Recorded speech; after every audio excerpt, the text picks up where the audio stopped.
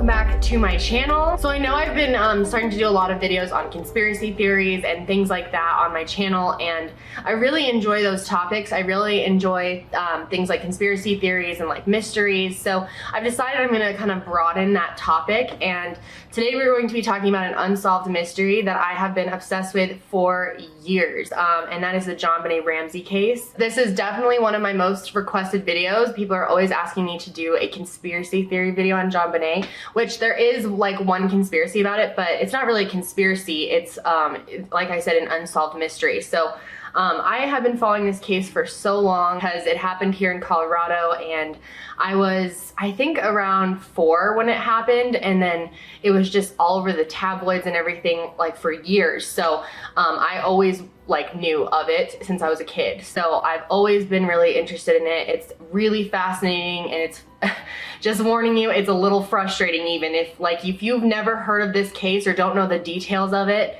When I start explaining the details, you're just going to be so annoyed because they still have not solved the case. JonBenét, who we're going to be talking about, who was murdered, she would be 25 now, so it's been a long time. So I will go ahead and explain the case, the evidence. It's so intricate, so I really can't like cover the entire case. There will definitely be details that I'm gonna have to leave out because there's just not enough time. This happened relatively soon after the O.J. Simpson trial, which people were just obsessed with. So it really started the tone of people following like murder investigations. So that's why this was such a huge news story. The Ramsey family includes brother Burke, JonBenét, the mom, who's Patsy Ramsey. Hello, I'm Patsy Ramsey. Daddy's not here, but this is JonBenét. She's 4, Burke is 7. And we'd like to welcome you to our home and wish you a very Merry Christmas. Then the dad, who is named JonBenét Ramsey, and it's actually how JonBenét got her name. They like kind of put a French twist on JonBenét, so she's named after the dad. So John worked for a company called Access Graphics, and he was very high up there. So he was very rich, and they lived in a 15-bedroom mansion in Boulder, Colorado, which is a nice area in itself. So they were very well off. So Christmas Day 1996, the Ramsey family went to another family's house for dinner, for Christmas dinner. And according to them, JonBenét fell asleep in the car on the way home, and they just, you know how little kids fall asleep in the car and you bring them just like right upstairs and they kind of just stay asleep and go right into bed? That's what they say happened. But the next morning at 5:52 a.m., police dispatch received a call from Patsy Ramsey, a frantic call. And the person who answered this call at the dispatch was Kimberly Archuleta, and she's done interviews recently. 911 emergency. Police. What's going on? 15th Street. What's going on there, ma'am? We have a kidnapping. Hi, please. Explain to me what's going on, okay? There's a note left and our daughter's gone. A note was left and your daughter is gone? How old is your daughter? 6 years old. She's gone. 6 years old. How long ago was this? I don't know. I just found the note. And my daughter's Does it say who took her? What? Does it say who took her? I don't know. There's a ransom note here. It's a ransom note? It says FBTC. Victory. Please. Okay, what's your name? Are you Patsy Ramsey, I'm the mother. Oh my God. Please. Okay, I'm sending an officer over, okay? Please. Do you know how long she's been gone? No, I don't. Please, we just got out. Is she right here? Oh my God, please. Okay, well, There's somebody. I am, honey. Please. Take a deep breath, Please, okay? hurry. Patsy. As you can hear, Patsy was very distraught, or at least it sounds like it, frantically saying that her daughter was kidnapped and there was a ransom note left and to please hurry and get there. So at first, that's what the police thought. They thought it was a kidnapping, so the family called a bunch of their friends over right away, which was kind of odd. The Boulder police, in my opinion, didn't do a great job because first of all, they let a bunch of these random people just like hang out in the house in a crime scene. Later that day, one of the police officers actually suggested that John and one of his friends go search through the house because the house was so big that they wanted to do a final check. So they went downstairs to what they called the wine cellar, and that's where they found JonBenét wrapped in a blanket on the floor, dead. John claims that he was completely beside himself and was screaming and was so upset that he just picked up his daughter's body in the blanket and brought her upstairs. Now, that was a huge issue because now the crime scene is even more tampered with than it was in the beginning, because not only are all of these random friends and family just like walking around the whole house, but he has moved the body, which is a just major no. But, you know, in that circumstance, I could see how any parent would just like freak out and grab their kid. So it's definitely the Boulder police's fault that that even happened. Apparently he brought her upstairs. The police announced that she was dead. Patsy was apparently in complete hysterics on the ground with her daughter, just freaking out. I guess they thought that, you know, she was kidnapped and there was a possibility that they could get her back. So now we've talked about like the whole kind of timeline, we're gonna talk about the evidence. In most crimes, especially if they happen in a home, the family are the immediate suspects that the police are most interested in. And there were no signs of forced entry into the house. It was, you know, Christmas and there was no footprints, but there were pathways. So it's possible that they just walked on places where there wasn't any snow if someone did intrude into the house, but there was no sign of forced entry.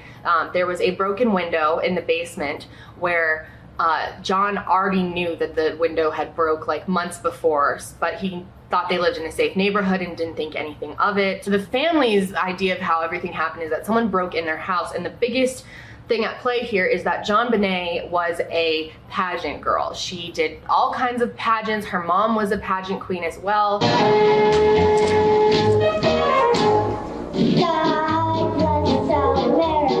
So those pageants are like hotbeds for pedophiles. They really sexualize these kids. I mean, nothing against people who have their kids in pageants or anything, but they put makeup on them. They look a lot older than they are. They sometimes sing kind of like provocative things. I wanna be a cowboy sweetheart. I wanna learn to rope and to ride. So a lot of people thought that maybe it was a pedophile from the pageant that snuck in their house and murdered her. But it was very strange because what's up with this ransom note, right? So that's when things start to really get weird. Like I said, there's no sign of forced entry or anything. They weren't able to find any connections to the pageant world with the whole thing. And so the parents became the prime suspects pretty much. So let's talk about the ransom note. So the ransom note was like 3 pages long, very, very long and drawn out. And the crazy part is it was written on a notepad from their kitchen. So it's almost like someone sat down and wrote the whole thing. Like, that seems weird to me, because who would come into a house and like murder someone and then decide to write a ransom note just sitting at the kitchen table? Like, if you were to like do something like this, wouldn't you write a ransom note in advance or something like that? So that was very strange. The ransom note said to get their daughter back, they would need to give them $118,000, which was exactly John's bonus that year, Christmas bonus. So it was very strange that they knew that exact number. So I thought maybe it was someone from his work that would know that. But the thing is they were like very, very rich. Why would someone only ask for $118,000 for a child ransom from like these extremely rich people? That was very odd. So when experts looked over the ransom note, they thought it was a sign of some type of staging, which basically means that someone is trying to like alter what really happened, or, you know, that it was a fake ransom note, because I guess the handwriting in the beginning sort of slightly changed throughout. Like someone had tried to make it very different in the beginning and then kind of like got sloppy and just changed it throughout the whole thing. There were lines in the ransom note that were directly pretty much the same lines from popular movies with ransom notes. So investigators took handwriting samples from John and Patsy, and from the same notebook that it was actually written in, which was like their phone, like just jot down, you know, back in the day when they had like voicemail machines. Normally there was a pad next to it that people just like jot notes down or whatever. So they took that and they analyzed it, and they were able to rule out that John did not write the letter, but they were not able to prove that Patsy did or didn't. And some of the handwriting experts have said that the handwriting was similar to some of the things that Patsy does. For example, the way that she writes her cues was very, very unique, and it was the same way in the ransom letter. So things like that. There's tons of more examples online if you look it up. Possession was spelled wrong, business was spelled wrong. It just sounded like someone who had no idea what they were doing wrote this. And like I said, how strange is it for someone to write a ransom note on the scene of a crime, especially after the person had already died? And the ransom note is signed SBT, which to this day, no one knows what that stands for. Okay, as far as how they found her, she was strangled with a garrote that was actually part of a paintbrush from Patsy Ramsey's hobby kit. A broken paintbrush that's, you know, you can look up what a garrote is. It's pretty graphic, so I'm not gonna tell you guys. She's also hit in the head with some type of very heavy object that is still unknown as to what it was. She had some marks and some somewhat signs of sexual abuse, so it was pretty crazy. But her actual cause of death was strangulation. What's very interesting to me is that evidence shows that the strangulation happened 45 minutes to 2 hours after she was hit in the head.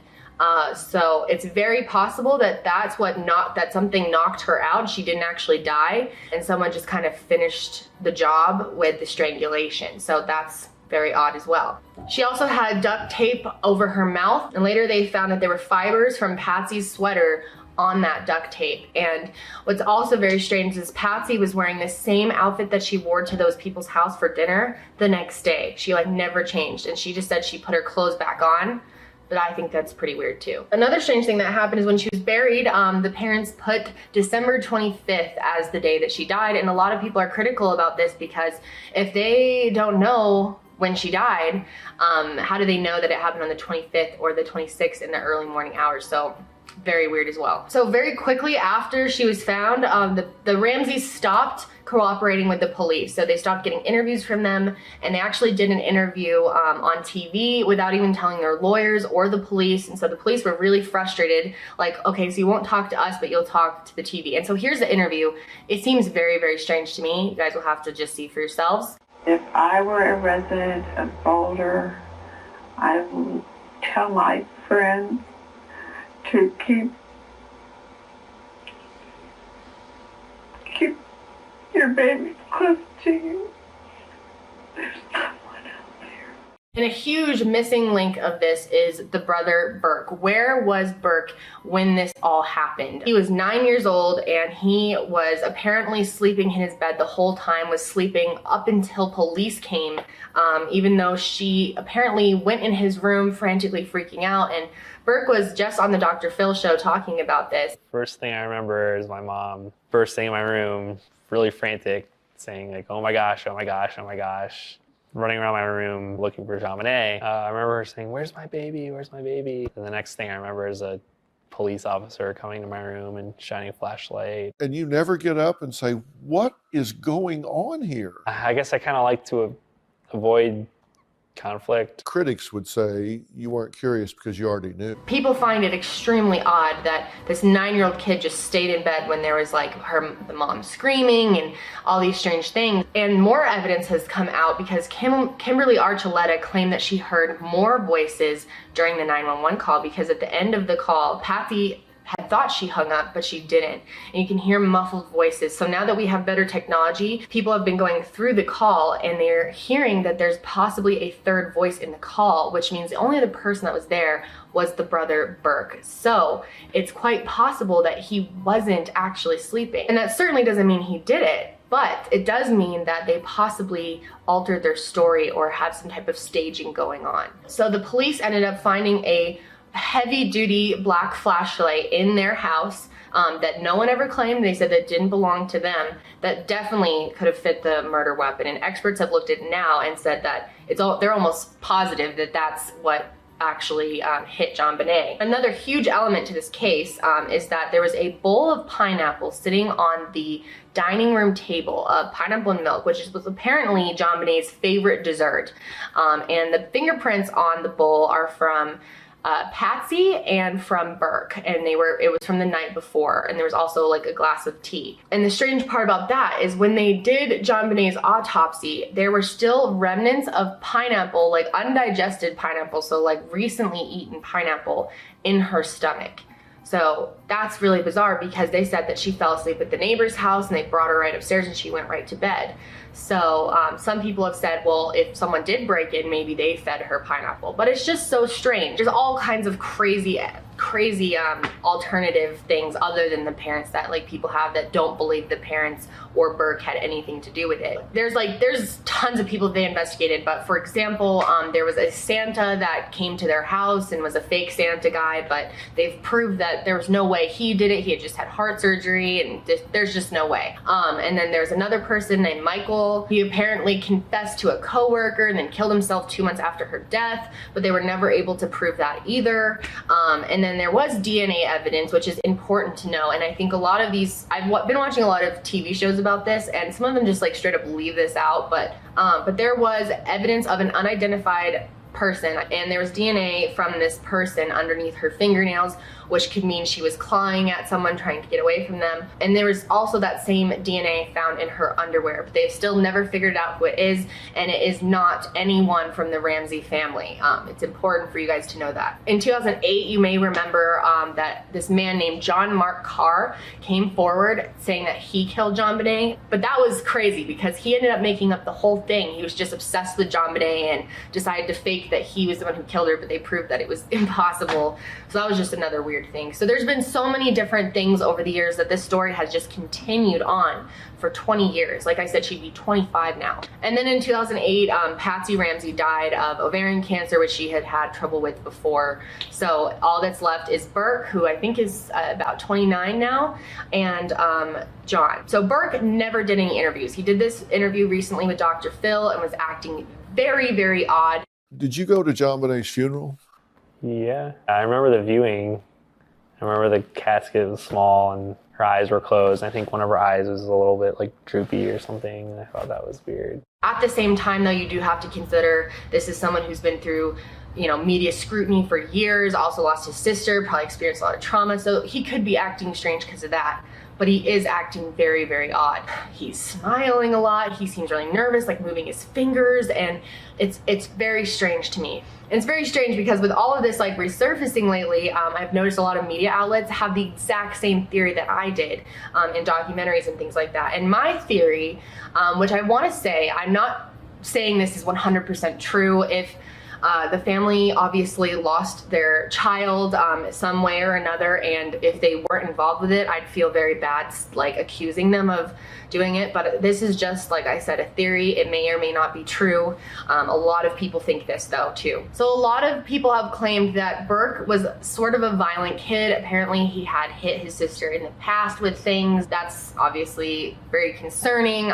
Siblings can be extremely harsh on each other. I know me and my sister used to like tackle each other and punch the shit out of each other, and we were just little girls. So I know it's very possible for little boys and little girls to hurt their siblings.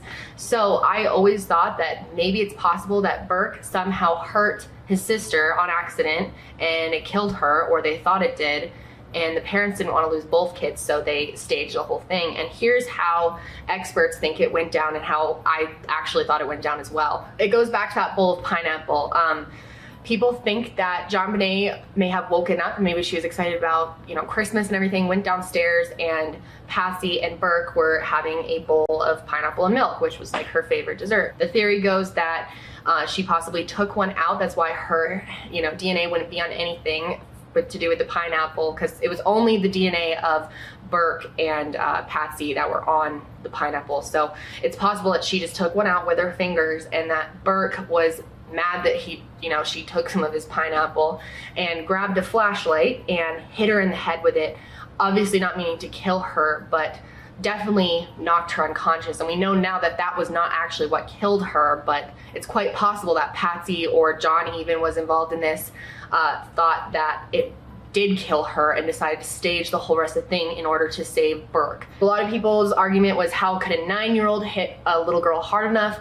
Well, kids have really like pretty delicate skulls when they're younger, and they've done tests, and it's absolutely possible that he could have hit her hard enough with such a huge, heavy, blunt object to like knock her unconscious. It kind of all makes sense because Patsy was wearing the same outfit, so it's possible that they came up with this whole plan, sat there and wrote the ransom note on the pad that was in the kitchen, you know, the flashlight's there. It just all kind of adds up. The garrote was made with a paintbrush from her hobby kit, and it's possible that they staged the strangulation, but that's actually what ended up killing her after all. Like they said, the strangulation happened anywhere from 45 minutes to 2 hours after the initial head trauma. So I think that's quite possible that that's what happened. There's other theorists that think that it was an intruder. But to me, the ransom note just tells it all. It's so bizarre that it was written on their pad and paper. Like, I just don't see any type of criminal doing something like this and then trying to stage it as a kidnapping and sitting down and writing a 3-page ransom note that had movie quotes in it, and they knew the exact amount of the bonus, and it wasn't even that much, and it looked like it was all thrown together last minute. Like, it wasn't pre-planned to me. It looks like they all of a sudden had to scramble and put all this together, and then they didn't even have time to change their clothes and called the police at 5:52 a.m. when they found the ransom note and the whole thing. And if Burke really is in that 911 call, it's possible that he, you know, was involved or wasn't sleeping or whatever. Like I said, these are just theories. They have been cleared by the police. It's you know. However, a grand jury did look over the case and suggested that they go to trial. So that was very strange as well. The DA shot that down. They were cleared because of the DNA evidence. It's still something that may never be solved and hasn't been solved, even though it seems like a lot of people, especially recently, think that it was Burke. Now, as you've probably noticed in this video, I've been really serious, and that's because this is an extremely sad and serious story. This little girl was, I mean, just beautiful and so young, and if something did happen like this and her parents did cover it up, that, I mean, it's just so extremely sad no matter what happened. So these conspiracy theories, I do want to talk about one because people constantly request me to talk about this. But I think it's personally absolutely ridiculous and really disrespectful. I've seen people talk about the theory that JonBenét is actually Katy Perry. Yes, so those kind of theories sometimes piss me off because it makes people who don't believe in conspiracy theories at all think that all conspiracy theorists believe that kind of stuff, that like, oh, well, those types of people, those are just wingnuts who believe that JonBenét is actually Katy Perry, because it's ridiculous. And the only real evidence that they have of this is she looks very similar to her. Katy has some songs that kind of have lyrics that could possibly sound like she was rebirthed as someone else. But doesn't that just seem absolutely ridiculous to you? If they really did decide that this, you know, kid who was clearly really good at singing and dancing and doing these pageants was built to be a superstar, wouldn't they just have like made her a superstar? And if it was really some weird thing where they replaced JonBenét with Katy Perry and she, you know, grew up as this pop star, why would they make this huge, ridiculous murder to go along with it just to draw attention to the whole thing? I honestly think it's pretty disrespectful, and since so many of you have been asking me to cover it, I'm assuming a lot of you think it might be real. And personally, I just want you to know, I don't believe in that at all. So what do you guys think happened? Do you have any theories about it? Because this case keeps me up at night, man. Like, this is the most fucking frustrating and confusing case that I've ever like followed, and I follow a lot of this kind of stuff because I really like crime investigation, and the JonBenét Ramsey case is just so interesting to me. If you're really interested in this case, you should totally do more research. There's like a ton of really good documentaries and docuseries out right now. Dr. Phil did a good interview with John and Burke, so there's plenty of things out there for you to see. Definitely don't just watch this video. There's a lot more information than I was able to cover in this, so I do want to make sure that if you guys are interested, that you go, like, you know, research it for yourself and kind of come up with your own conclusion. That is going to be it for me today, guys. Thank you for joining me for another episode, and make sure you follow the show on Spotify and Apple Podcasts. It really does help me out. If you want to watch the video version of this show, you can find it on my YouTube channel, which will be linked, or you can just search Kendall Ray. I will be back with another episode soon, but until then, stay safe out there.